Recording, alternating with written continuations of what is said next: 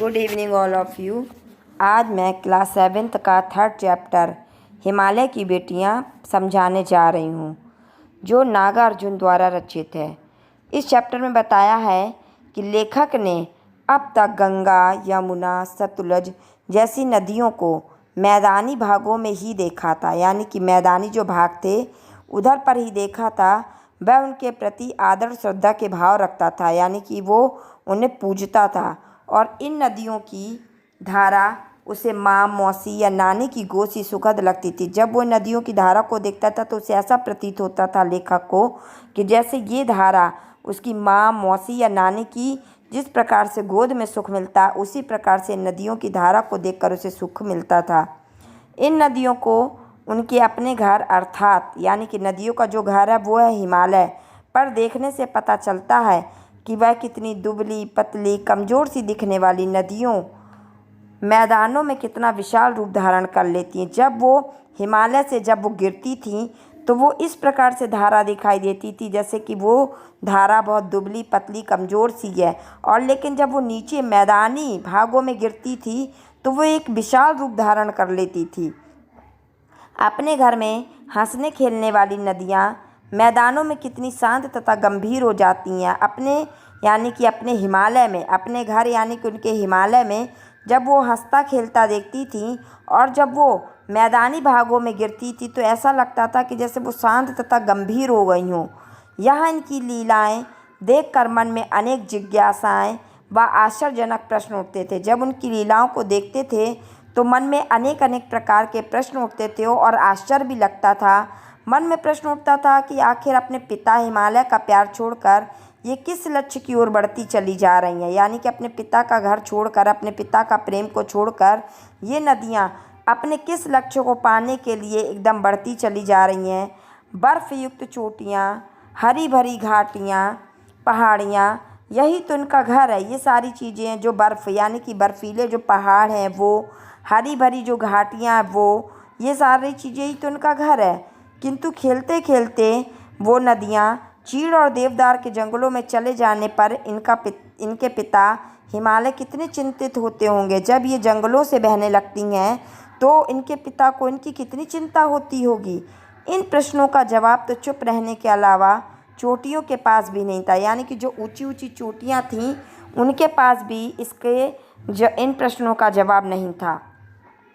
सिंधु ब्रह्मपुत्र के नाम सुनते ही, जैसे ही सिंधु नदी और ब्रह्मपुत्र नदी का नाम सुनते थे तो इनकी अन्य बेटियां जैसे रावी, सतलुज, ब्यास, चिनाव, झेलम, काबुल, कपीशा, गंगा, यमुना, सरयू, कोसी, गंडक आदि हिमालय की अन्य बेटियां दिखने लगती हैं। जैसे ही सिंधु ब्रह्मपुत्र का नाम लेते या सुनते तो इनकी अन्य बेटियां भी सामने, यानी कि अन्य नदियां भी सामने दिखाई देने लगती थीं। पिघले हिमालय की एक एक बूंद तो महानदों के रूप में आगे बढ़ती हैं। जब हिमालय पिघलने लगता है यानी कि बर्फ़ से पानी बनने लगता है तो उसकी एक एक जो बूंद है वो दो महानदों के रूप में यानी कि दो समुद्रों के रूप में आगे बढ़ती है और समुद्र उनका हाथ थाम लेता और ये सारी नदियाँ जाके समुद्र में मिल जाती हैं। इनका बाल रूप पहाड़ के वासियों के लिए भले आकर्षक ना हो, यानी कि जो लोग पहाड़ों में रहते हैं वहाँ के जो वासी हैं उनको ये इनका रूप आकर्षक ना लगे, परंतु लेखक को अत्यंत मनोहर लगता है। जब लेखक इसको देखता है कि किस प्रकार से नदियाँ यानी कि पहाड़ों से गिरती है पानी और किस प्रकार से जाके समुद्र में मिल जाता है, तो वो लेखक को वो रूप उनका बहुत मनोहर लगता है, उसे बहुत आनंद आता है। तभी तो वो हिमालय और समुद्र में ससुर दामाद का रिश्ता जोड़ता है और तभी लेखक हिमालय को और समुद्र में यानी हिमालय और समुद्र में ससुर और दामाद का रिश्ता बना लेता है। कालिदास के यक्ष ने मेघदूत से बेतवा नदी वापस देने को कहा। उन्होंने कालिदास के जो यक्ष थे उन्होंने मेघदूत से कहा कि बेतवा नदी वापस दे दो। इस कवि को नदी का सचेतक रूप पसंद था, यानी कि जो नदी का सचेतक यानी कि जो उनका रूप था वो उन्हें बहुत पसंद आया। जो व्यक्ति पहाड़ी घाटियों और समतल आंगनों में अलग अलग रूप देखेगा वही इस नतीजे पर पहुंचेगा। जब वो पहाड़ियों में, घाटियों में, मैदानी भागों में नदियों का अलग अलग रूप देखेगा तभी वह इस परिणाम पर पहुंचेगा कि काका का ले लेकर इनको लोक माता के रूप में देखते हैं, यानी कि लोक माता यानी कि सबकी माता के रूप में मानते हैं।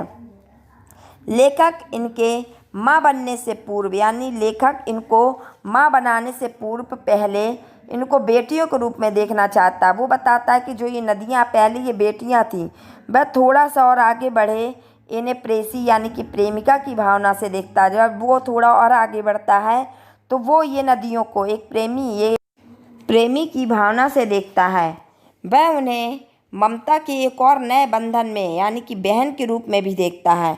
एक दिन दोपहर सतलुज के किनारे बैठकर जब वह अपने पाँव उसके शीतल जल में डाल देता है यानी कि सतलुज नदी के किनारे बैठ जाता है और अपने पैरों को उस ठंडे ठंडे पानी में यानी कि पानी में डुबो देता है, तो वह तरोताज़ा हो जाता है। उसे ऐसा प्रतीत होता है कि जैसे मेरा शरीर पूरा तरोताज़ा हो गया। उसका तन और मन प्रसन्न हो उठता है, वो खुश हो जाता है और सतलुज से बहन का संबंध जोड़कर उसके और हिमालय की प्रशंसा में गीत गाने लगता है। और सतलुज से बहन का संबंध यानी कि सतलुज नदी से अपने बहन का संबंध अपनी बहन बनाकर और उसके और हिमालय की प्रशंसा के गीत गाने